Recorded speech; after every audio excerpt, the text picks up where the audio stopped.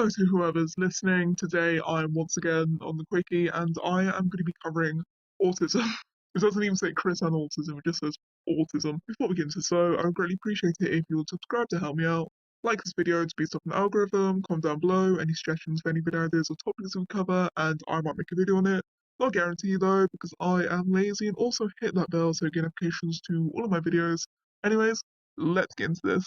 Health disclosure. This article contains in-depth discussion of Chris's physical and/or mental health. This page is not to be constructed as a substitute for medical advice or professional diagnosis. All diagnoses are either taken from outside documentation or based on amateur analysis.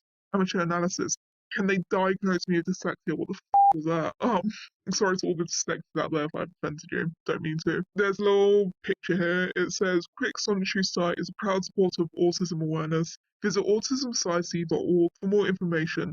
Ribbon logo is a TM of the Autism Society. I think he's trying to do like a little, I don't know if I'm confusing it with a different like autism-based organization, but I'm pretty sure this is the bad one. You know, the one that all the problematic celebrities endorse because it's actually quite ableist. Take that with a grain of salt though. I'm actually not that sure. I think it's either the puzzle logo or the ribbon that is quite problematic. And if I'm right, then it's quite ironic. If I'm wrong, though, I don't know. Anyways, autism and the neurodevelopment disorder and the lens through which Chris experiences the world, it is impossible to understand Chris's defensiveness, hypersensitivity, narcissism, irresponsibility, paranoia, victimhood, self-pity, and poor grasp of reality without understanding his relationship with autism. Oh, I thought it was gonna be like Chris is a narcissist because of his autism and all that shit. I was gonna get real riled up there. Chris was diagnosed with disorder in his early childhood, at a time when far less was understood about the disorder, and it's become a cornerstone of his identity and influencing how he would act. By the way, sorry if you can hear me like opening a drink. It is very hot out, so I'm having Lucozade. Alongside potentially often other undiagnosed psychological or neurodevelopment disorders, it should be noted that Chris's autism is not reflective of the experiences that most people who have the disorder have. Oh my god, I love it when people point that out. I fucking love it because so many people defend Chris's weird fucking actions and shit on the basis that he has autism, and yet his weird little experience alone really does not reflect most people's experiences with autism. But since Chris has consistently pointed to autism whenever he does something wrong, and we have no way of knowing what other disorders that Chris may have without access to his medical documents, this article serves as a good place as any to discuss the nature of Chris's neuroses, whether they are tied to autism or not, which I'm very glad about. That's partially the reason why I'm covering this article. Oh no, I feel like it's quite informative. There are two images here that says he plays his card a lot, such as during the jail saga, and it is the autism cards. Get away, Reggie. Oh, people really do believe that, unironically. But just because you have autism, you can get away with anything. I do wish. I think the biggest benefit I have from having autism is 15 minutes more time in my exams, and that's about it. Here's a picture here that says Bionic Hedgehog conquering autism, and at school, I don't know, by confusing windmills with watermills. What is this meant to be exactly? Very, very confusing perspective. That's a weird looking sun too. Also, the little flag says, I fought my autism and I won. These are very blurry stars, but I feel like he's done a decent job at that. Better than what I can do. I'm not very good with stars. So, good job, Chris. Oh, never mind. There's a third picture here. Image of Chris and his husband Maggie-chan around neurotypical non-autistic sheeple. Chris draw that? And I feel like it's in his art range, I guess. I really like the glasses. I don't know why. Why are the neurotypical people faceless? Is it because people with autism have a very hard time identifying faces? I'm not too sure. Also, yeah, facial blindness is, I don't know, quite common to people with autism. I think I have a bit of facial blindness, to go off topic. Like, it's really hard for me to identify, like, most people unless I'm really around people, but I'm not, so it's hard to identify people by their faces. I usually focus more on stuff like hair and clothing, because people typically like have like the same style of hair for quite a long time, and the way they dress is very like telling, I don't know. Overview. Pro tip, this is a considerable debate on how to refer to the autism community, with some preferring diagnosis-based language, i.e. Chris has autism, adjectives, Chris is autistic, or nouns, i.e. Chris is an autistic Since Chris never appeared to have a preference, the Quickie uses these terms interchangeably. Even if he does have a preference, I don't think the Quickie would care that much, considering, Chris prefers female pronouns, but who refers to Chris with female pronouns? Autism is a neurodevelopmental disorder characterized by difficulty in communication and social interactions. Issues that surface in childhood and carry on throughout life if it is not treated early on. I feel like even when it is like treated as like when you're a kid, it can be quite a challenge. Like I'm not the best with communication and social interactions. I'm quite I wouldn't say a shut-in, but if I have the option to either be with maybe one or two people or be with a whole group, I would pick the one or two people. This disorder represents a spectrum of different symptoms, behaviors, intellect, and support needs. Autism can lead to restrictive and repetitive behaviors. Intense passions known as special interests. Oh, I love having special interests so much. People have kind of made it seem like the worst thing ever, but in my experience, I just like having special interests. It gives me something to draw, it gives me something to like. It's fun. Also, repetitive behaviors. I do like being quite repetitive. For example, I will do an audio recording the same article over and over and over again just for the fun of it, even if I don't like publish it. And in my vocational course, carpentry, it is a lot of repetitive work. Most people don't like it that much, but I love it. And unusual fluctuations or approaches to stimulation. No two people with autism are exactly the same. And many common autism traits can even contradict each other, i.e., no contact versus intense eye contact. Autism is traditionally associated with the intellectual disability or above average intelligence, or both case of savants. I'm not too sure what that word is, so clearly I am not above average of intelligence. Most autistic people carry average intelligence accurate. The autism spectrum historically covered a number of related diagnoses, including Asperger's syndrome, which Chris resents. I was diagnosed with Asperger's syndrome, but they've how was it? They've like eradicated it. You can't get diagnosed with Asperger's syndrome anymore. It's basically just like high functioning autism. The DSM-5 replaces these diagnoses as the single diagnosis of autism spectrum disorder, divided in 3 levels based on support needs. Okay, I didn't know that actually. I need to learn this terminology when I stop recording. Due to his status as an internet celebrity and lolcow, it goes without saying that Chris has a very unusual case of autism, since he is arguably the most documented autistic person in modern history. He affects public perceptions of the disorder on the internet. Exactly. That is very true. I feel like people do highlight autism as the reason why he does very many strange things, even if it's not like directed to autism. I can't really think of like hyper specific things, but you know what I'm on about. If you're into Christy and going on Twitter. That being said, it's highly likely that Chris has many other issues beyond just having autism. Exactly. Since Chris has demonstrated problems that simply can't be explained away by the disorder, for instance, it shouldn't take him 6 to 7 years to learn how to speak, even with severe symptoms. Meanwhile, his severe delusions that spiral later in life demonstrate signs of a schizoaffective disorder. Without proper medical diagnosis, in part thanks to Chris's history of avoiding cooperation with people trying to help him understand himself on that level, autism remains the typical scapegoat to explain Chris's behavior, even if the truth may be more complicated. That's exactly right. Chris just does not only have autism, he has many, many things. Chris has built much of his identity around his high-functioning autism. His terror of being associated with severely autistic people caused him to be overtly eager to prove his basic competence and cite his success in primary and secondary education.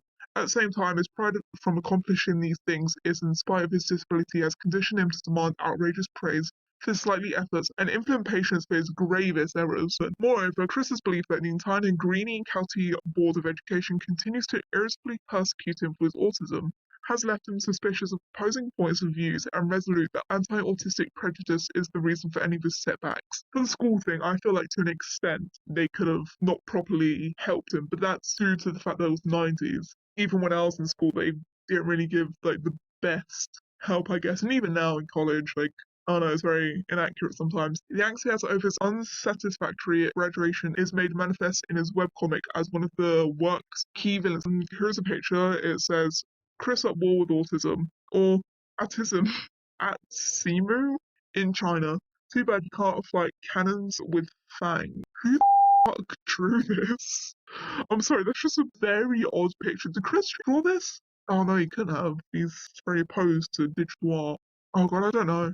Chris not only seems to think that having autism imbues him with special significance, but also feels that his autism is completely different from that of literally every other person in the world who has autism, which, while not totally wrong, is a gross oversimplification of the disorder's spectral nature. Chris feels he is naturally better than everyone else and often talks down to people with displaying knowledge or experience of subjects he's unfamiliar with.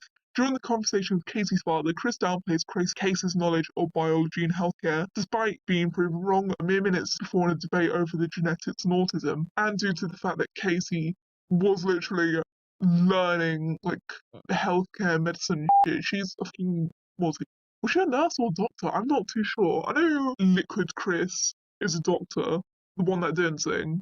So assuming Casey was a nurse. So yeah, I feel like Chris shouldn't have disputed that. Like she's probably way more knowledgeable, obviously. At the same time, Chris believes he is not responsible for the majority of his mistakes. By being autistic, Chris rationalizes that it's Wally? What? The fault of autism if he makes poor decisions. By the way, that's complete bullshit. You have to take accountability for your actions, even if you are slow in the mind. Chris's symptoms. Pro tip, do not use Chris to bash autistic people, and do not complain about how he gives autism a bad name. He is one person in the autism spectrum. This article mostly deals with Chris's autism, and I feel like Chris has a very special brand of autism. A 2004 psychiatric evaluation confirms that Chris has autistic disorder. Those original childhood diagnosis papers are presumably lost forever. Well, yeah, they'll probably burnt in the house fire. Chris was diagnosed by actual specialists, not armchair psychologists. Nevertheless, many trust dispute the exact diagnosis of Chris's mental condition on the basis that his observed behavior is inconsistent with the various other autistics, which is complete bullshit, by the way, because, autism is a spectrum disorder. Quick release of forums and other forums, for that matter, have seen numerous testimonials about people who are undeniably autistic but nowhere near as up as Chris has turned out to be, and in general, these forums do not consider Chris to be an example of what most autistics are. Like, they're very well aware the condition is a spectrum. Quite often, autistics are indeed able to learn social skills to a certain extent in the context of intellectual learning. Exactly, you can learn quite a few social skills. Some things you might not be able to grasp. God, I really don't know how to describe it, but it seems that there are rules with neurotypical people that they all just seem to know, but then get mad at other autistic people that they don't know it. I hope you know what I'm talking about. I sound fucking insane. Others can learn social skills the old-fashioned way, usually through joining a group and coming out of their shell. Some can even come off as being completely neurotypical. But they have to come to realize that they must adapt to others' expectations of what's acceptable if they wish to succeed in life. That is called masking. A lot of that is masking. If you don't know what masking is, basically it is kind of like trying to control as much of your autism as possible and trying to come off as neurotypical as possible. I try to mask quite a lot, especially like at college, I try not to stim. I usually play my hand a lot. Or I like jumping up and down, but I won't do that in college. And I try to make an effort of interacting with my classmates, and that is masking. They may also adopt the alternative approach of haters gonna hate, surround themselves with like-minded people and not giving a fuck about the bullies, which is also a decent approach at life. Of course, you're not always gonna have that support group because the majority of people are neurotypical, but you know what? It's good to have like-minded people around you sometimes. Chris, however, demonstrates a willful ignorance to normalcy, with a sense of entitlement coupled with an expectation that others should not only understand his ridiculous idiosyncrasies, what the f does that say, but also accept them at face value. Sometimes he even wishes to force them upon others. If he does something weird, like drink his navy or himself, people can't call him out on that because he's autistic and you should let him do whatever the fuck he wants. A layman might come to the conclusion that Chris is not autistic and he's just a regular, albeit quite idiotic guy with a few eccentricities and personality flaws, or jump to the other extreme and conclude that Chris is completely mentally I'm not saying no words. I get it, they're using it in the medical context, but that is very outdated. If you click on it, it just says slow in the mind, so I'll just say, conclude that Chris is completely slow in the mind or full-blown schizophrenic. Okay, yeah, that is quite a jump. They did mention earlier about schizoaffective disorder, and I've heard that term a couple of times. I'm not too sure if schizophrenic and schizoaffective are either the same thing or they're like different. You know how like bipolar has like two different bipolar, like bipolar 1, bipolar 2, and they have like the same type of things, but it's different. I feel like that's what it is. I'm not too sure. I'll actually look that up later. Some folks argue that Chris's autism is so mild that it's barely relevant. while others attribute his entire personality to it. Because apparently people don't know what nuance is. Have we lost that? Because I feel like people were way more nuanced before. Now everyone has very black and white thinking. You know, I used to be like that. As soon as I stopped having such black and white thinking, suddenly everyone has it. Just can't win. Although the Chris's autism is so mild that it's barely relevant. That is complete bullshit. And his entire personality, also complete bullshit. Chris is more than his autism. It is very relevant. But the truth appears to be in the middle. Chris's characteristics are most likely a combination of genuine autism, parenting, isolation, and other mental impairments. Exactly. The bad parenting thing, that is, I don't feel like people would know how bad parenting can be. You know, for example, with borderline personality disorder or BPD, a lot of people do report that it is mainly bad, abusive parenting that has caused them to develop it. So, you know, I can see why it was Chris up so much. There's a picture here before I go more into this. Stacking objects is a common symptom of autism and is often one of the first signs in a young child, and it is Chris stacking a lot of Lego. Wow, okay, that is a lot of Legos. It's kind of impressive, but he's holding it up. So maybe as soon as he stopped holding it, it just fell everywhere. And yeah, that is very true. If you look up autism on Wikipedia, I think there's like a picture of like a baby or something. It's just like stacking shit. The symptoms are listed below, coded to the match of the official DSM-5 diagnosis. Number 1, social emotional reciprocity. Look, I know what the word is. How do I pronounce that? Reciprocatory city. I don't know. I promise you, I know what that word is. Chris struggles with social, emotional, not saying that again, the two-way understanding required successful social interaction, understanding others' intentions. Chris has difficulty gauging others' thoughts, feelings, and ideas and intentions. He doesn't always understand these, might be different from his own, or how to predict these behaviors, which is quite concerning, not being able to predict behavior to such a severe effect. I think that's how you would say that. Like, personally, I'm not the best at predicting people's reactions and stuff, but there are patterns to people's intentions and reactions, so sometimes you crash on. In an email between Clyde Cash and him, he sent Clyde a link to a video he made himself destroying his PS3. He destroyed his PS3 under the egregiously mistaken impression that would be given $9,001 for it, which is in itself an indicator of his fundamental inability to gauge others' actual intentions and future behavior. Do you actually believe that? God, no way. He filmed himself doing it specifically to prove to Clyde he wasn't present for the destruction that happened or called into the video's objective portrayal. However, he has that if Clyde showed the video to anyone, Chris didn't mean to send it without paying him the money. It can be considered Clyde's word alone, possibly movie editing and actors, and not fact. As though the video had been any less evidential weight on others if he denied them what rightfully claimed to Clyde they would actually show with enough certitude. They would give him $1,000 because of its being shown. Chris places disproportional importance on literal statements. Chris acts as though he could convince others of facts contrary to videographic evidence simply by stating it. Another example is virtually the entire Liquid saga, where Chris honestly, fervently, pathetically tries to demonstrate what was already blatantly obvious to everyone, that his name is not Ian Brander Anderson, and that Liquid was not him. He seems to believe strongly enough to become visibly frustrated that others might believe Liquid's statements in the face of the obvious, that he had to continue to counteract these statements with his own, as though the statements were the most important or most effective means by proving what everyone already knew. I feel like Liquid Chris saga really shows how narcissistic Chris is. That who believes someone genuinely tried to copy him just to take his sweetheart, his fans, his comics, you know, because the so good. Chris is extremely gullible. While autistics can have problems with social cues such as sarcasm, thus being gullible at times, which is very true. I'm a very sarcastic person, but sometimes it is very hard to tell when others are being sarcastic, especially over the internet. That's why tone tags are a thing. If you don't know what tone tags are, they're basically just like little indicators for other neurodivergent people to distinguish what's being said in like the message. Chris is much more gullible than other autistics, let alone ones that are high functioning. This is due to his inexperience. I feel like it's also because he's very sheltered, but they're probably going to bring that up anyways. Chris needs only to see his extensive list of sweethearts to see how easily fooled he is. In addition, not only has he been fooled by trolls of both sexes, pretending to be female sweethearts, he has fallen for trolls pretending to be Shigeru Miyamoto and approached him about making a Sonic 2 game. A telling statement comes from the aforementioned emails, Clyde. Even if you upload the video itself, it can be considered your word alone. Emphasis added. Chris may operate on the assumption that if a thing can be true, it's always reasonable to behave as though it is true, no matter how slight the chance is, and no matter how much more likely it is to be false. Empathy and sympathy. In his plea to Clyde, his advice after the suicide of Clyde's brother, Ryan Cash was find yourself a girlfriend.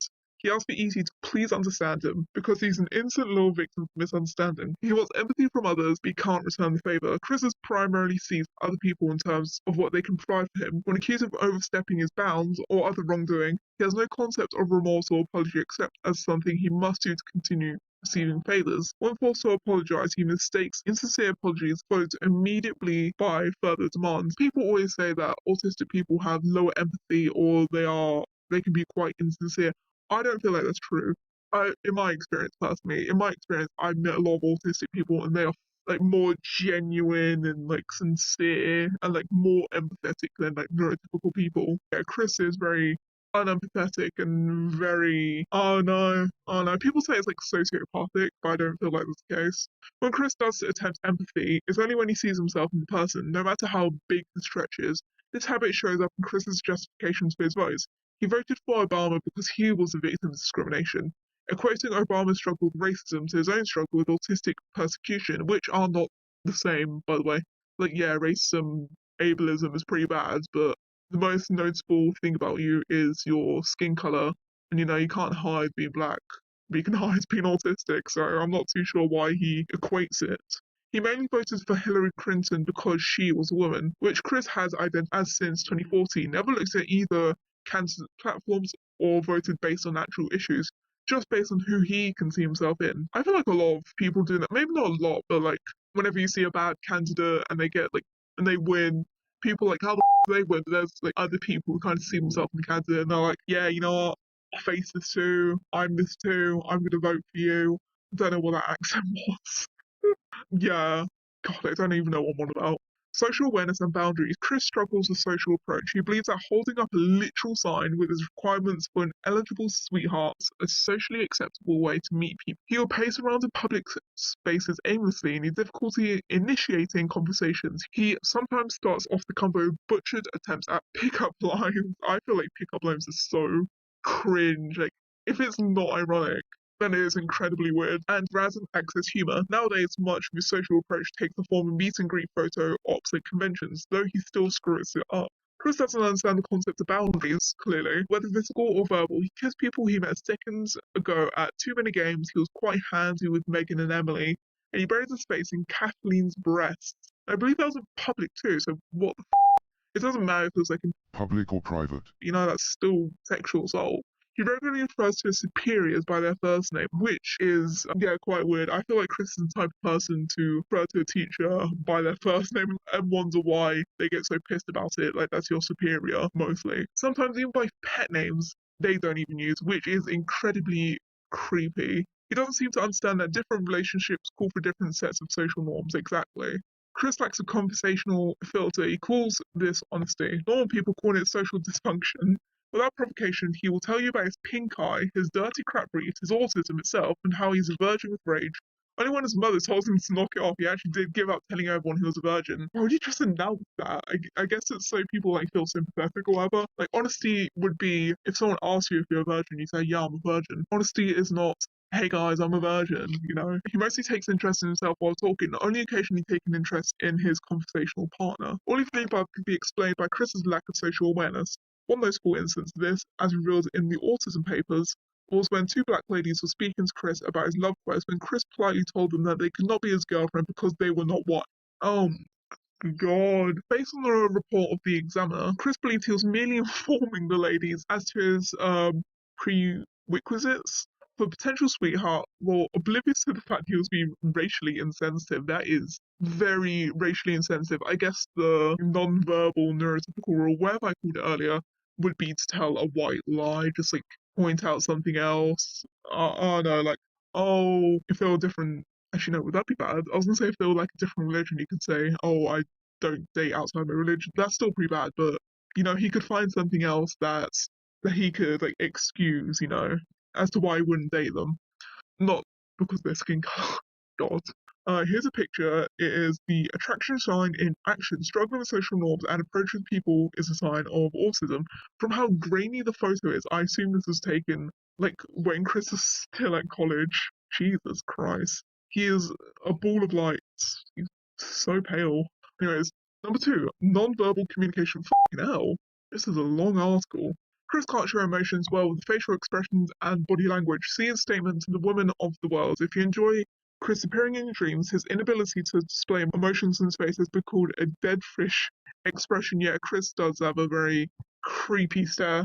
Though Barb displays a similar stare, but I feel that it's more to the fact that she probably has dementia or something. When he does attempt to have an expression, it looks very cartoonish. That is very, very, very true. When Chris displays facial emotion, it's as if he's drawn it on. Possibly because he copied it from actual cartoons. Also, notice his inconsistent eye contact in his Sonic the Hedgehog Watch and Win sweepstakes news interview. I feel like it could be chalked up to, he's on camera, he's a kid, it's very awkward. I feel like if I was on camera right now, at such a public way, I would be a bit awkward too. Anyways, he typically speaks in a monotone and his attempts to sound expressive. See Quick's message for Ivy come off as creepy and unnatural. Yeah, oh my god, I fucking hate it when Chris tries to actually sound expressive because he does a very sing-songy baby voice. Like with Quick's message for Ivy, he does a very cutesy baby voice. Oh, I miss you, Ivy. I can't wait to see you. I think it's very disgusting, and I feel disgusting just doing that. His incompetency of emotional display extends to his art and comics as well. He has a hard time displaying emotion on his characters' faces, and has even added emoticons to his speech bubbles to make up for his lack of ability to communicate through his art and writing alone. Chris also has very poor facial and vocal recognition skills. Julie was a 13-year-old boy using a very obvious falsetto, and Chris fell for it. In one chat, the boy may not have disguised his voice, and Chris was none the wiser. Disclosing personal sexual details is a whole different thing, but it is quite disgusting that they kind of exploited Blue Spike to have him do phone sex and shit with an adult man. Two images of different people were used to represent Blanca Wise, and Chris didn't notice. In an IM chat with Vanessa Hudgens, she sent in a link to pictures of Megan Fox, and Chris complimented her on them, even though the two don't even have the same skin color. He didn't even realize that Emily and Kim were the same person. Even though their voices and laughs were obviously identical, Chris is inconsistent with self-portraits and drawings of other people, relying more on color schemes and cosmetics, hair, clothing choices, than on facial features to distinguish them apart. In its attempt at a police comic cartoon, he relies on labels and arrows to distinguish characters instead of exaggeration in their facial features like mainstream political cartoonists. He also depicts Obama, the traditional African cap he seldom wears. I feel like Obama has quite the distinguishable face. Chris is not a realism artist, but I feel like he could put it off. Also, I'm looking at this comic now. He made Obama bold. Obama's bold. There's pictures here that says awkward body language as Chris displays here is a common trait of autism. Yeah, that is very weird body language. I feel like most people, maybe it's just me, but I feel like most people, Mirror. other people's body language. So Chris doing this weird, awkward, cartoony pose is even weirder, considering they're all sat the same. And also Chris not even looking at the camera, I don't think. I think he's looking at the girls there. There's another picture here that says demonstrating poor eye contact. I think that's Chris as a teenager or something. Oh my god, he had a little pedo moustache and everything. Who are these people? Chris just looks like he wants to die. Number three, impersonal relationships. Chris's social dysfunction has caused him trouble developing and maintaining relationships, platonic or romantic. Many autistics have the same problem. Chris is particularly inept at socializing. Chris's earlier friend, Sarah Hamill, is more of a bully than a friend. She locks him in the crawl space of her house. His high school gal pals were hired to help Bob, and the principal arranged a deal where they were paid to hang out with Chris. He rarely hung out with them outside of school hours, except on his 18th birthday and at prom. He loses friends regularly, manages to get banned from his favorite hangouts, and has no contact with any of his beloved high school gal pals. He did have a circle of adult friends who played Pokemon with him, but he lost contact with them once he switched his focus to imaginary friends. Which is quite sad because they've clearly accepted him even if he was incredibly weird. Despite this, Chris's social life was robust in comparison with his love life. Chris in his 40s, and he hasn't even had a serious romantic relationship or consensual contact with the opposite sex, aside from a prostitute and his own mother, though whether the latter was completely consensual remains, or same sex for that matter. His foray to online dating was a failure, and every one of his sweethearts was either just a friend or a troll. He viewed his desperate search as a love quest, a saga that began on his 21st birthday and only ended when he got into a polyamorous marriage with his OCs. Chris is also estranged from his family outside his parents. Chris' brother, Cole Smithy, has blocked him on social media. He has made little contact with his other half-brother, David, and even though he's left his half-sister, Carol. As with many autistics, Chris does manage to have good relationships with animals, whether real or fake. Animals are more direct and don't have as complex or social rituals as humans. Animals also serve as a social lubricant. Such a weird way to say it. For people on the spectrum, anyone who knows anything about temple Grandrin can back this up. I'm not too sure what that is. B. Chris has restricted and repetitive behaviors. To receive an autism diagnosis, DSM-5 requires restricted and repetitive behaviors in at least 2 of the following 4 categories. Chris meets all of them. Examples are given below. Number 1. Movements and speech. Chris often exhibits echolalia, which means he constantly repeats phrases from his favorite television shows, movies, and video games, regardless of whether or not they fit the social situation. In some instances, he calls this humor, quote unquote. He tends to use solipsistic neologisms.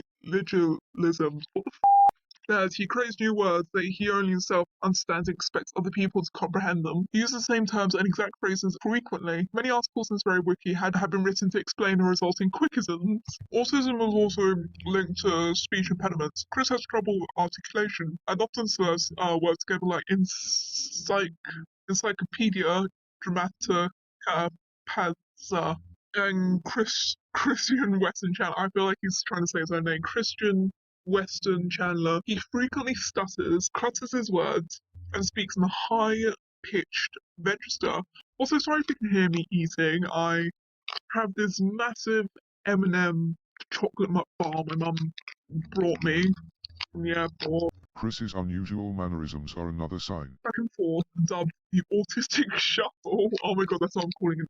Especially when stressed, he uses the same gestures repeatedly, such as his stress sigh, the claw of fail. I assume that's when he balls his fists up, he makes like a claw. And infamous dramatic glasses removal. He feels the need to refer to people by their full names, plainly visible when he talks by himself. Clyde's casual Adam Stackhouse. An overlooked but crucial characteristic. Affecting all of Chris's physical activity is the display of hypotonia, which refers to a distinct lack of muscle tone, in biological terms referring to tension rather than the colloquial use to describe muscle strength, although raw physical strength is also affected by it, which affects motor skills as well as stamina. Chris is not only very clumsy, he shows abnormally low muscle strength and gets tired quickly, even simply by shuffling around for a couple minutes, which cannot be entirely explained by his lack of physical exercise and his, weight. Whenever Chris is shown sitting, he is spread out like a rag doll, hanging limply, as his muscles cannot support his entire body properly. As picture, it says Chris refers to the Xbox as the Hexbox, showing both his brand loyalty and his vocabulary of made-up words.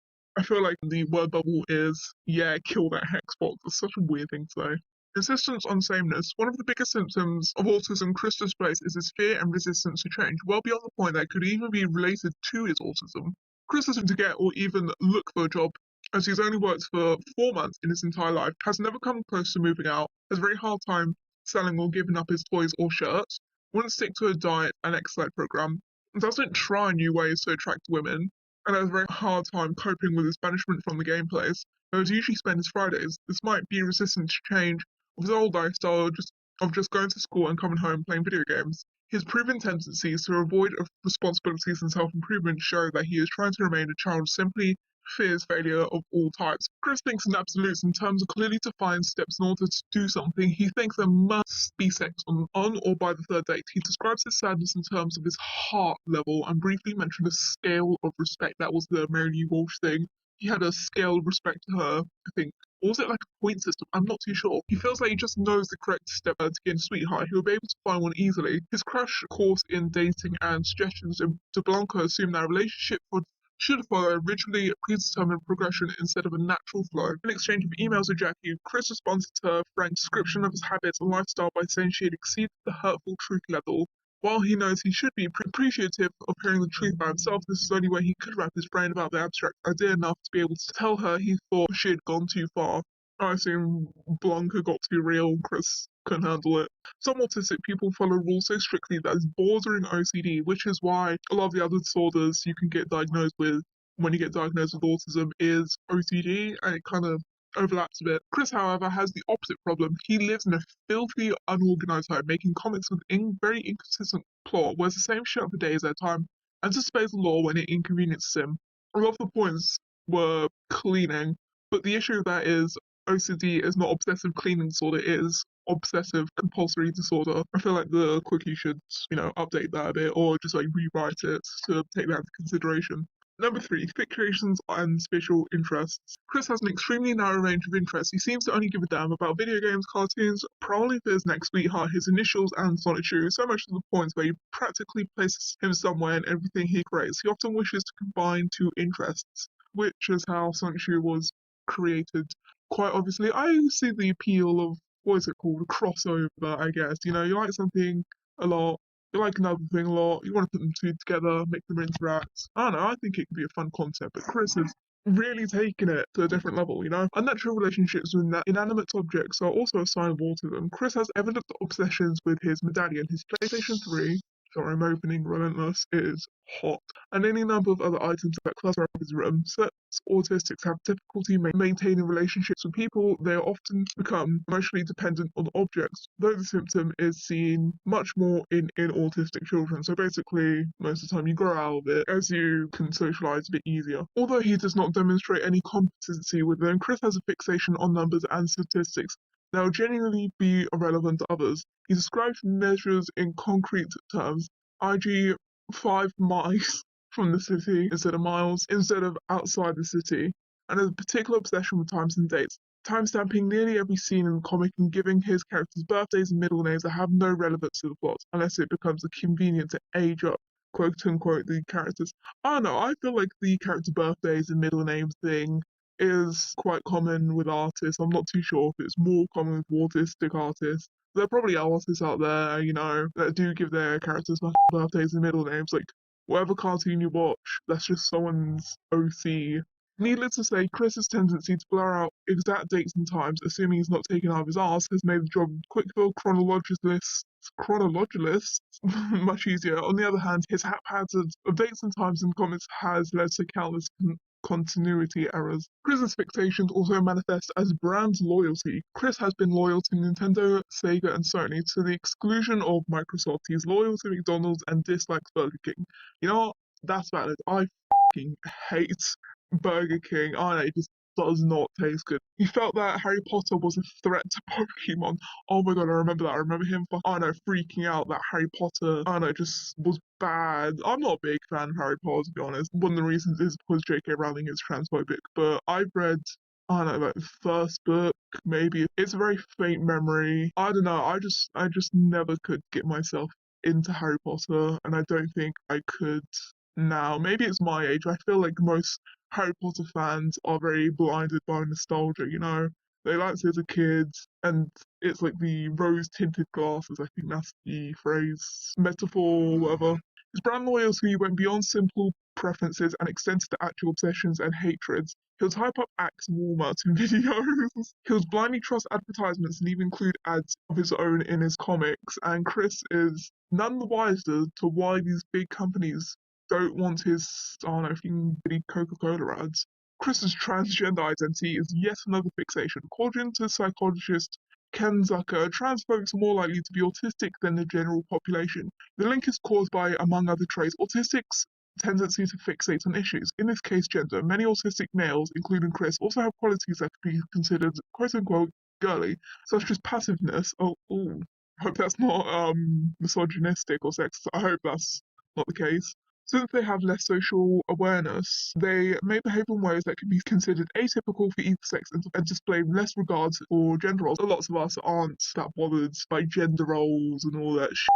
Like, I don't know, as a kid I wasn't fixated on acting very boyish, I guess. I used to play with lots of girls, play house, shit like that. Chris and many other autistics perceive their quirks as being female in a male body or vice versa and assume they will fit better in as their desired sex. His fixation showed itself strongly when the Sega changes Sonic's arms from tan to blue. Chris launched a crusade that ended with him macing an innocent GameStop employee, a criminal offense launched entirely by a minor change to a fictional character who happens to be Chris's icon. What's this here? There is a picture here that says autistics generally have special interests. These interests can range from familiar subjects popular with most people to specialized interests in areas of higher study, from elevators to astrophysics. On Chris's case, Sonic the Hedgehog. Number 4, sensory processing. Autism often affects how the brain interprets senses. Chris is often either hypo or hypersensitive to sensory stimulation. Chris often wears his accessories and medallions over the top of his clothing to avoid skin contact with metals and plastic. Yeah, I kinda get that. The accessories can be quite overstimulating. For example, I wear a lot of bracelets, but if I'm wearing like a long sleeve shirt or even a hoodie, I will take the bracelets off and like put in my pocket because it feels too, I don't know, restrictive, I guess, on my wrist. It's really hard to, verbalize it, but yeah. This is evident in the way in which Chris wears his watch over the cuff of his sleeve and wraps his medallion through the collar of his shirt.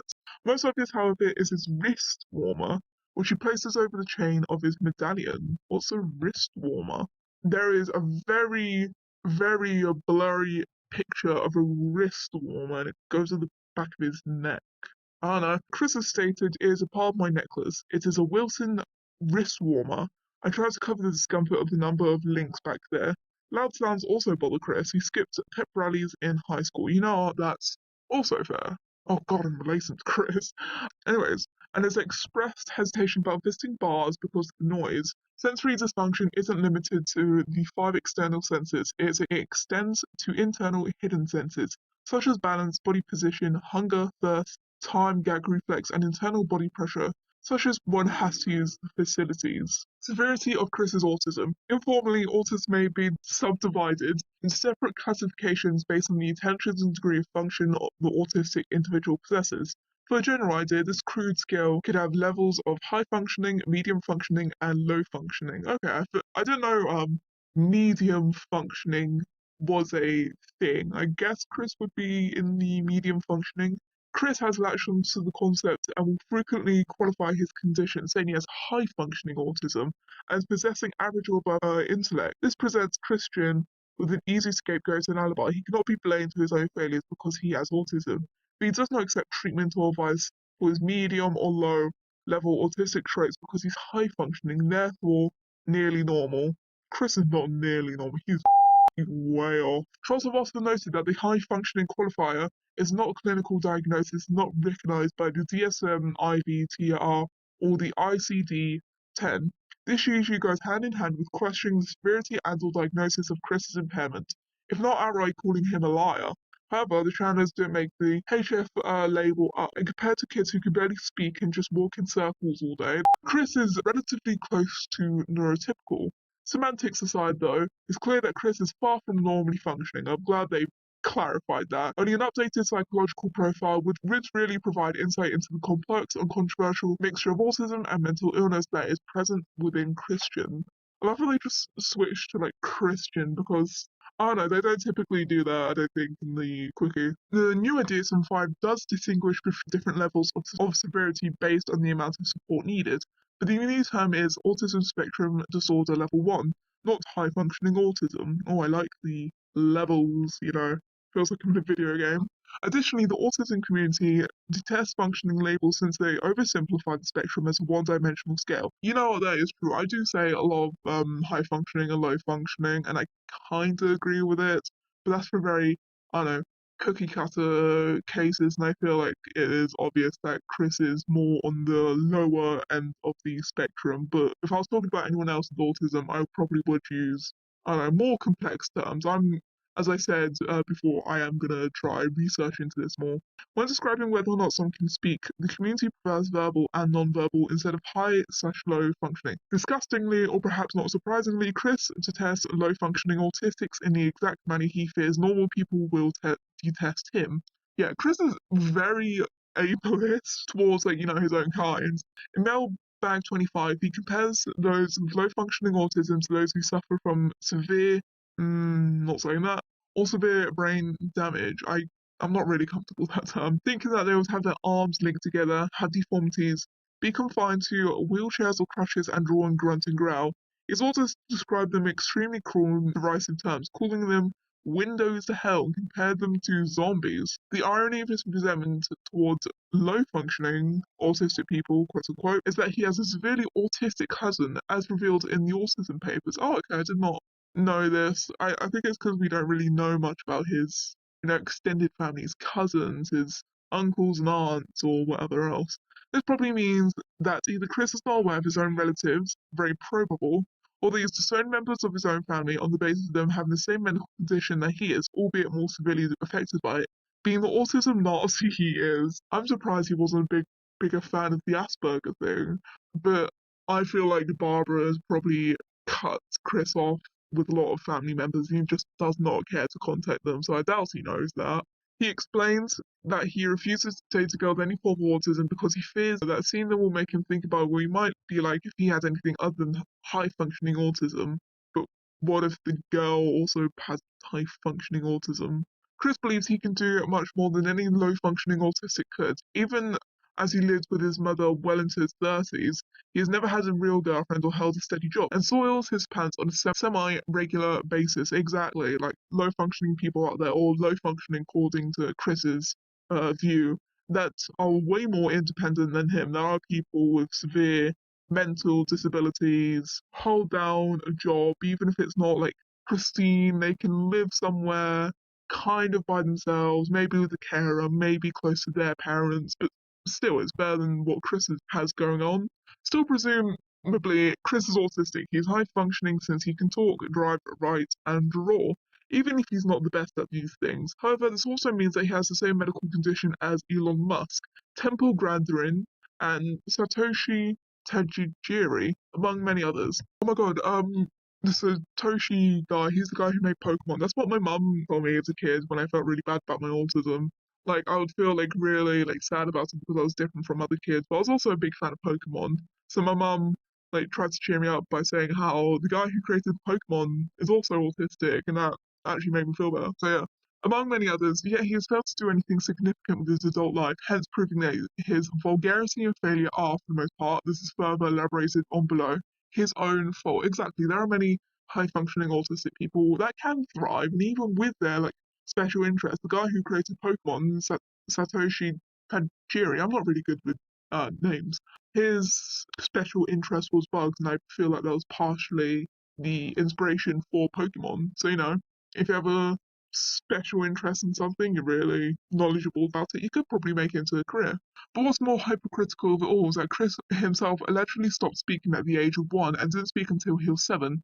This is a major language delay, only been considered low functioning at the time, especially since Chris was diagnosed in the 80s and HFA/Asperger's was only recognised in the English-speaking world in the 1990s. At the time of his diagnosis, being autistic required at least a delay in speech acquisition, if not complete muteness. Onset and diagnosis of Chris's autism. No one gives a shit that you're autistic. They never did. Jackie, telling Chris something he'll flat out ignore. And that is so true. Chris's version of how he developed autism is best explained in the Song of Christian video. He explains how a babysitter locked him in a room filled with toys at around age 1.5. After crying for hours, he emerged from the room unable to talk. As Chris himself puts it, God put the mute button on me. This implies that Chris could talk before this instance, which directly contradicts Chris's own parents stating they never spoke until around the age of 7. I feel more inclined to believe Chris's parents, and Chris is just really stupid at phrasing things. Most specialists claim that these symptoms of autism begin to show around that age anyway. So even if the events of the story happens, the babysitter didn't cause the autism. No, of course the babysitter didn't cause autism. It's a neurological thing. That's going to happen anyways. It's far more likely that Chris's parents simply looks for anyone to blame for Chris's sudden loss of language development, even a random babysitter. Although, of course, it is up that she locked him in a room for hours as a baby. That could have killed him. Notably, Chris has diverged from the story before, having claimed at least once that he was intentionally injected with autism by doctors when he was a child, as if that were even possible. Oh my god, he's like one of those anti-vaxxers, and like that vaccines give children autism. Nevertheless, it speaks volumes on the veracity, I don't know, Of the former accounts, if you can't even keep a story straight, not to mention that Chris probably has little idea of the causes of autism anyways. How Chris actually became autistic, studies show that there is a positive correlation between the age of the mother and the risk of autism. Given that Bob was 40 years old when she gave birth to Chris, this is an likely explanation. It's also worth noting that Bob was an engineer, and studies have found higher autism rates among children of engineers and other technical occupations. Bob's granddaughter, Savannah, is also autistic. Wait, is that this is really autistic cousin? No, I don't think that'll be a cousin. No, that's a niece. That's a half niece, I think. Sorry, I'm really bad at this. I don't know what's up with me today. It's currently unclear how Chris claims to be considered as autistic, although Chris has claimed that his parents possess official documentation about this and is safe. When pressed to release this information, he provided a 2004 psychiatric evaluation that states Chris was diagnosed with autism when he was around age 5 or 6. However, there's no way to be sure if the evaluator simply wrote down what Chris's response to his questions or independently verified them. For example, Chris might not remember his exact age when he was diagnosed, but you'll think his medical records could be more precise than 5 or 6. By the time of Chandler's legal battle with Greene County, Chris's autism seems to have become a universally accepted fact, but the details of how, when and Chris was diagnosed remain a mystery. When recounting his childhood, Chris usually skips straight from the evil babysitter incident to age 7, so we know very little about what, if any, treatment he received during this crucial period of development. In a quickie mailbag, Chris claims that when he was young, his parents were told he'll never be able to read, write, or function on a normal level. He and his doctors have now upgraded his condition to high functioning, but apparently his incredibly abysmal upbringing actually allows his progress to mid-functioning at best. True. In his Song of Christian video, explains that his mother took him to the toy department and coaxed him to read out loud the names of GoBots and later Transformers. Chris says he began speaking again when he was 7, that is in 1989, when the Transformers line was on its last legs and GoBots had long since vanished. This would seem to indicate that the form of therapy had gone on for several years before producing any results. Also, what the GoBots? I don't think I could even ask my mum about that. My mum was born in, like, what was it, 1988?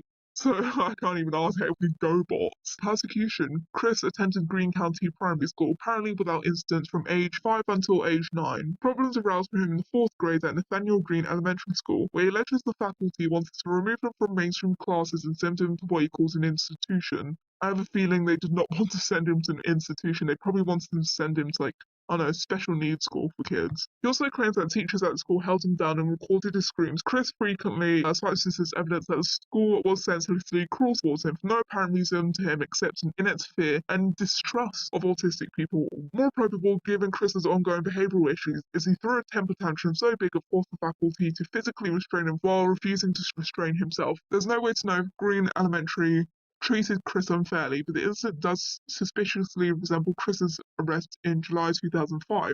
The Chandler sued to prevent the school board from removing Chris from mainstream education before ultimately relocating to Chesterfield County to continue Chris's mainstreaming there. Chris frequently brings up the reason that people used to be cruel to him in his childhood was because they did not understand autism. In the 1980s, when autism had been known for around 40 years, when asked about why they did not understand, Chris delivers his canned response of, I do not know.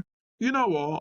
I'm gonna believe Chris in this one. Probably a very controversial thing to do, but even when I was young, like in 2010s, like early 2010s, a lot of people did not understand autism that well, even back then, so it doesn't surprise me that people didn't really understand autism even in the 80s. There's no way to know how much of Chris's attitude about the Greene County crisis was based on his personal recollections or what he was told by his parents, who themselves seem unusually paranoid about the county's vendetta against their family. However, the result of the incident is clear. Chris emerged from adolescence firmly believing that many people not only misunderstand autistic people but hate and fear them. Well, yeah, a lot of people hate autistic people. That's what ableism mainly is. He seems to believe that his prejudice is based not on a person's actions, i.e., throwing fits and irrationally screaming, but on a person's mere identification as autistic, regardless of function. Okay, now that's a bit more weird, I guess. Given Chris's fear of low-functioning autistics, he may in fact think this prejudice is perfectly justified, which it isn't, by the way. Don't be a to people who can't help it, especially if they can't even defend themselves, for fuck's sake. But wrongfully targeted a high-functioning individual, of course in Chris's mind he may as well be the only high-functioning autistic in the universe, so he is the one and only innocent victim in everyone's favourite game, Kick the Autistic. Chris's tactful and sensitive comments on a news story about a woman with Asperger's syndrome being, being assaulted. Sorry, that really caught me off guard. Revealed that he believes in the media, like the rest of the world, has a bias against autism similar to missing white woman syndrome, and that the story wouldn't have been reported if the victim was a woman with proper autism. Also, I looked up what missing white women syndrome is, and okay, basically, apparently there is a phenomenon, I don't know, that the news report missing white women way more than men or people of color. Anyways, Chris's misconceptions about autism. It's not clear that Chris has any understanding of what precisely autism is, except that A, he has it, B, is a bad thing, and C, he's a brave little boy for living with it. He is a very brave, brave little boy. His song Autism sums up his attitudes about the disorder. This is why you need to educate your kids on what they have. Autism. What does it mean? Silencing friends unseen. A few brains as well. That is autism, and that makes us seem special to you. Chris attempting to spell out autism more ways than one. To Chris, that's all it is, a condition that makes you a bit smarter than normal human beings and mysteriously makes people not want to be your friend. Chris also seems to only be aware of the symptoms of autism that fit with his odd, pseudo-bohemian lifestyle. Asexuality is very common in autistic people because this is any form of romance or sex may be too intimate for an autistic mind to cope with. This completely contradicts Chris's love quest and suggests that he's actually trying to compensate for his inability to feel true sexual attraction. I'm not a big fan of this theory. I forget that sometimes I'm reading the quickie. Even if that means becoming a genuinely disturbing pervert, his tone deafness for singing is fairly unusual for an autistic individual as well. Autistic people tend to have stronger pitch perception, and they are more likely to have perfect pitch than the general population. Chris considers himself to have helped cultivate the first generation of autistic people, suggesting they believe he is a prevalent figure in the autistic community. That is bull. Maybe he is a prevalent figure in the autistic community when it comes to autistic Christorians. I brought up Christian with another autistic guy on my course, and he knew who he was, but that's just because we're both too into internet culture sometimes. In a May 2010 video, he stated that our society is spending so much time on the internet that everyone is becoming autistic. Oh my god, he sounds like someone's mum that says iPads make their kids autistic. This further proves that people with little to no social contact shouldn't attempt social commentary. That is so true, because Chris just sounds really uneducated and tone deaf, because that's what he is. That, and Chris has no fucking clue what his own disorder is actually like. November 2010, he actually tried to use this excuse to guilt trip Jackie into being sorry for yelling at him, which worked as well as you would expect. Chris's failure to understand the symptoms also may well explain some of his odd behaviours. I'm getting crumbs everywhere. Due to the lack of social activity and poor theory of mind, Chris doesn't seem to realise that his behaviours are what they are, as best demonstrated by his belief that it's normal for adults to themselves. Chris does not recognise the difference between himself and others, and this applies to the difference between himself and neurotypicals. And see no differences, he believes his autism to have been thoroughly conquered, even while embodying every single trait of it. That is precisely right, honestly. Chris is way more autistic than he thinks he is. Chris, on the causes of autism. There's a broad scientific consensus, I don't know, that autism largely arises from genetic factors. Chris's own case is consistent with the theory of that children born to older parents are at greater risk of developing autism, compared with 55 and 40, okay, wow, respectively. When Chris was conceived, Chris's own expressed views on the root causes of autism are all over the map. He's espoused, I don't know, a few different theories at different times, different situations. His oldest theory, dated back to some Christian in the late 1990s, is that the abusive babysitter was responsible for his condition. In his arguments with Clark Cash in early 2009, he said that scientifically speaking, autism has possibly come from a drug. Drug? The fuck? No way. Otherwise, it may possibly be genetic. It is genetic, mainly. You know, if you're autistic, your parents probably is too. Or you have a family member that's autistic, like a grandparent, and that the babysitter incident merely brought out the curse that was buried within me. Now, there's a little picture here. It's Chris's me thing or whatever, and it says Chris is a personification of autism for beating up in Super Smash Bros. Oh, he's just a little guy. Look at him, little guy. What the is on his face though? I thought it was like a piercing. To explain this condition to Matt Davorio late in the fall of 2009, Chris insisted that autism has no genetic factors. In that instance, however, he had an obvious agenda. He hoped to convince Matt that any children he fathered with Matt's daughter Katie wouldn't wind up inheriting his condition. Because of this, it's difficult to say exactly how sincere he happened to be at that moment. He was bullshitting through his teeth. He knows that's genetic. He just didn't want Matt to say he was having slow in the mind babies. To muddle the issue even further, in Mailbag 12, Chris blamed the cause of autism on a shot the doctors optionally give to the child at birth. Why would anyone agree to that?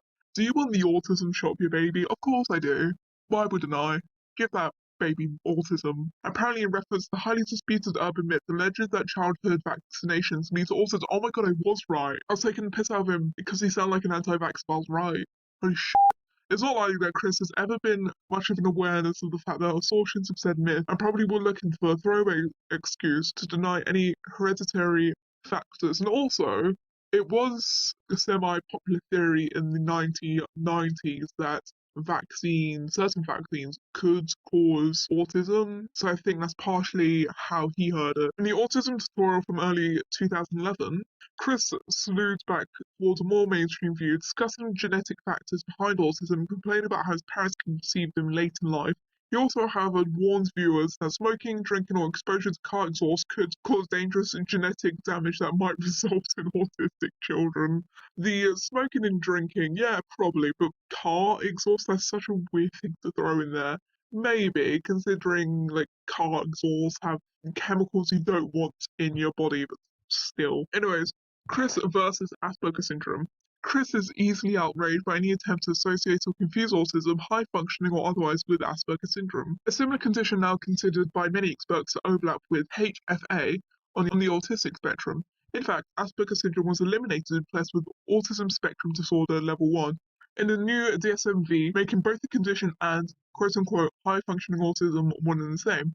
At times, Chris has also stated that he dislikes Asperger syndrome because sufferers of the disorder supposedly steal away sympathy from autism awareness. He has also claimed that the name is too close to Asperger or Asperger for his taste. In the early days of Wikipedia Mailbag, asking Chris about Asperger syndrome was the most effective way to troll him. This culminated in the creation of Asperger. In the present, Chris simply hates Asperger syndrome because it reminds him of how angry he got the last time someone brought it up. In other words, a completely unjustifiable opinion. Chris has declared himself close-minded on the subject, dismissing all scientific opinion contrary to his own, and angrily refuses to be convinced that he does not occupy a more favourable. Exactly what that means depends on whether Chris is just looking for pity or adultation at the time. Tier on the spectrum. Chris on neurotypicality. I think that's how you pronounce it. I'm not too sure. Is that a word?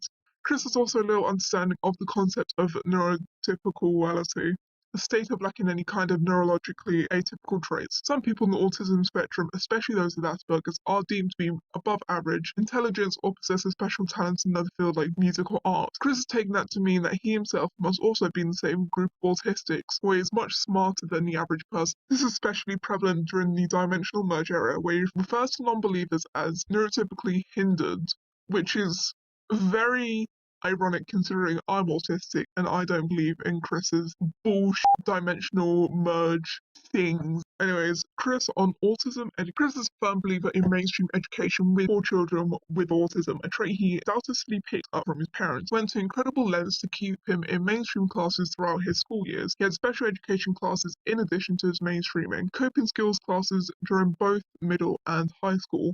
In my personal opinion, I don't know if it was offered to him in primary school, whatever you call it, but he should have had the coping classes when he was much younger, because isn't middle school when you're like 11 or 12 and high school's like 14 to 18?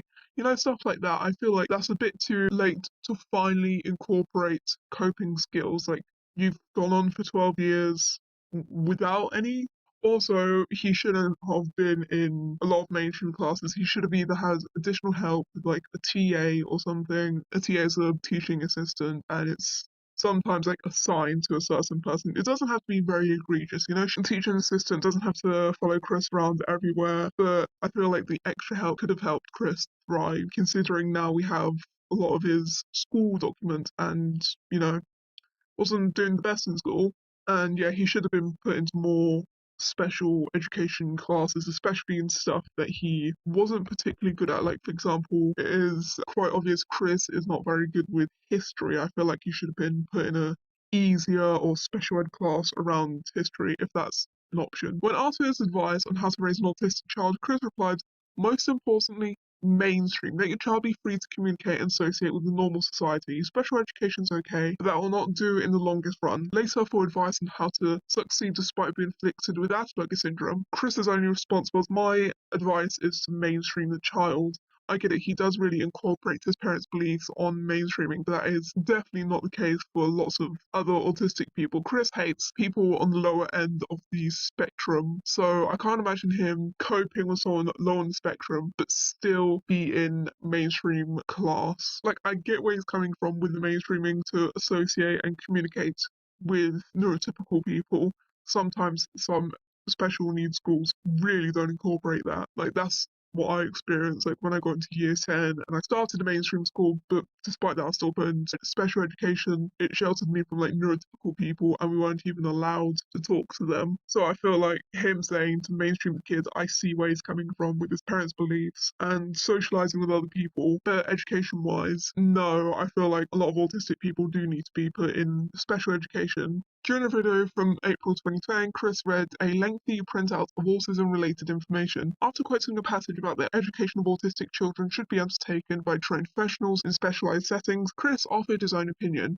As for me though, I highly recommend mainstreaming. Let them go through normal life. I mean, yeah, give them a special treatment while they're young, but when you get them to elementary or middle school or high school, mainstream is the way to go. So Chris doesn't even know when to stop the special education because he said elementary, middle school, and high school, and that is the majority of the American. education. And I feel like personally, like a lot of autistic people should be taken by trained professionals specialized in autism. So Chris spouting this is a bit, stupid. Chris, autism awareness ads mentioned never be topless. That has been amazing. In short, Chris believes that the approach that produced the man as we know him today, i.e. ignoring the problem, doing nothing to help it, is the best possible way to raise and educate children with autism. Autism cured? Question mark? Chris's greatest dream is that his autism might one day be cured, although in 2006 he would have hastily sacrificed such a cure in order to obtain a PlayStation 3. There are instances of children inexplicably recovering from the symptoms, but there is no known cure for autism and can simply be applied to everyone like Chris's homo vaccine. But imagine the surprise of the mental health community then when Chris revealed in March 2009 that he'd overcome his autism once and for all. Oh my god. Okay, there's a little thing here. It's with Sarah May. Christopher, I'm not going to blame on my autism. I realise I'm over that now. Sarah, over what? Over your autism? Christopher, yes. Sarah just doesn't respond. Christopher, anyway, what is it that you want to do? Sarah, Christian, are you serious? Autism is not influenza, you don't get over it. Christopher, I've broken out my autistic shell and I'm better able to socialize in public with practices online. Chris claims that during the same chat, he may not be making sense due to a bias, easily allowing for him to retract this. Okay, so I assume Chris makes this claim, so when it eventually backfires, he can say, "Oh, I was just sick, I was delirious." Chris has discovered that stress is a more socially popular scapegoat for his personal shortcomings. Of course, people learn how to manage stress. As of May 2009, Chris seemed to have regained his autism and was back to blaming it on all of his problems. Exactly. Seemingly believing that autism is easy to shake/regain as the common flu. However, in November 2009, Chris again claiming to have been miraculously cured, as stated at the end of the part 2 of the solitary PowerPoint presentations, where he describes himself as a high-functioning autistic recovered. A month later, Chris again backpedaled. In response, his ED claimed he was suffering from autism. He agreed that I am still for real. Chris flip-flopping self-diagnosis simply illustrates his misunderstanding of his problems. Since autism is a scapegoat for what he f***ed up to him, that's all it really is. A disease that makes people f*** up all the time. Therefore, when he fails, he has a bad case of autism, and when everything is going well, such as when he believes he has a girlfriend, he thinks his autism has gone away. What Chris really wants then is not a cure for autism, but for a life in which nothing happens they will need to blame on his autism. That is, a life where he has a girlfriend and nobody criticizes him. I guess it sounds like the ideal life, but it's simply just not realistic whatsoever. Even if he does have girlfriends, spats happen, arguments and stuff, and you are going to be criticized for that. In June of 2016, he claimed to have cured his autism using subliminal frequency hypnosis. He stated that the track made him think clearer and interact better with others. However, he has shown no improvement in the quality of his recent videos, and he will continue to make autism-related content in the future. Chris and other autistics. Chris on other autistics. This article's out of date. We suggest you keep up with the time. So if there's ever like a big revelation in Chris and the other autistics, I will make a comment down below. Listening to Chris go on about us true and honest autistics, you might think he has some kind of misplaced sense of autistic solidarity. This would merely be dumb, and Chris Chan always shoots up for both dumb and repugnant. So the reality that he doesn't give a about anyone's autism but his own. He calls lower functioning autistics windows into hell and regards them for exactly the same kind of fear and mistrust he bitches about people treating him with, when in reality many much lower functioning autistics lead far more independent and fulfilling lives as he does. That is absolutely true. There's people that aren't coping as great as Chris. But, they still have lives, they still have jobs, they still have places to live. His once expressed a disdain for others with high functioning autism, with HFA being one of the characteristics excluding a woman from being a potential sweetheart, which is obviously quite ableist. And I know, it's kind of fascinating in a sense that Chris would never ever date a woman who was also autistic. I feel like it's more of a superiority complex. There's a lot of reasons why he probably doesn't want to date a woman with autism. I feel like one of the reasons is like a superiority complex. He doesn't want to be outshined with regards to autism. He wants to be the one that has it, and he also wants to be, have special treatment. So if there's also a girl with autism, he can't also have the special treatment. Maybe I'm just rambling, it doesn't sound coherent. I'm very sorry about that. I'm really autistic. Meanwhile, he looks at people with Asperger's syndrome who are roughly the same part of the spectrum as him as dirty horse, trying to somehow steal the limelight from real, quote-unquote, autistics. Ironically, many feel this way about Chris. Chris has only included another autistic person in the comics. In emails with Sarah Jackson, she told Chris that her sister was also a high-functioning autistic. When Sarah was included in episode 19, so was her sister, Rita. Oh, like Rita Ora. When Rita was given dialogue after Sarah's death, what she said made so little sense grammatically, even by Chris's standards. Sorry, I was having a stroke. That was hard to see is unintentional. It can therefore be speculated by Chris thinking his own autism is so much better than anyone else's, was attempting to make Rita seem as unintelligent as he assumes other autistics and people with mental disorders are. His stance on autistic people would seem to shift a little in 2011, with him further believing himself to be a spokesperson for autism. Chris has attempted to educate people about autistic people in his Little Big Planet 2 series, the Autism Tutorial. The second part of the series had Chris decreasing that all autistic people should man and woman up respectively in order to socialize with other people. In the extra part of that series, Chris has slapped his representation of Hans Asperger out of the belief that he selfishly put his ill name with association with the disorder.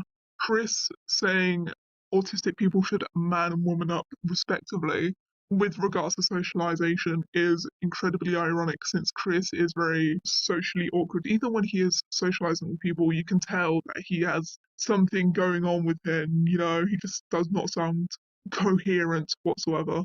Chris has also claimed that his longtime friend Alan McLaren is autistic. Did she verify that, or was that just Chris's claim?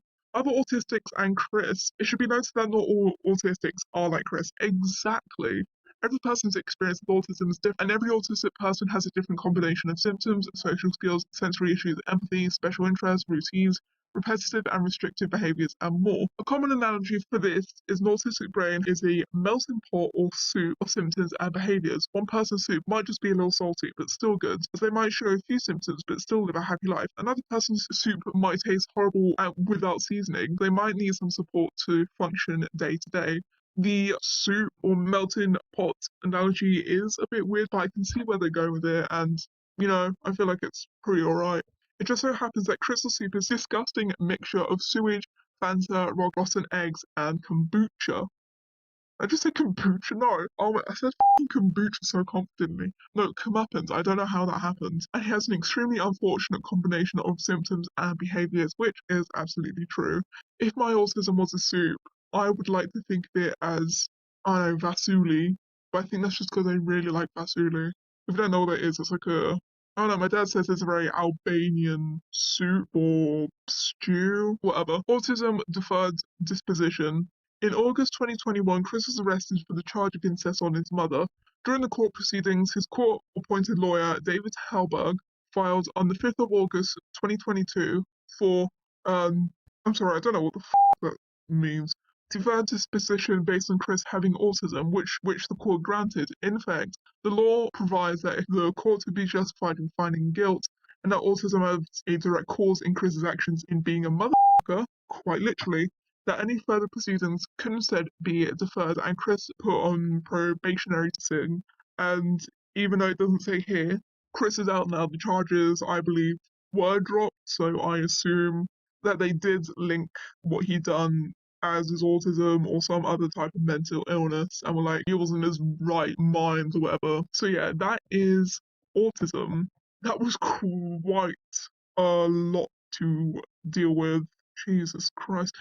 Sorry, it's just such a big article, and also, I'm sorry if the audio shifts at random points. I've had to record this on 4 to 5 like separate times. Not all of it over and over again, but like certain sections because I record when I'm home alone, but as soon as my family comes back, I'm just gonna not record until they go out again. So yeah, thank you very much for watching this video. I had a good time like reading this. It has educated me and has made me consider actually looking more into the new terms for autism and autism related stuff. I hope you had a good time watching and goodbye.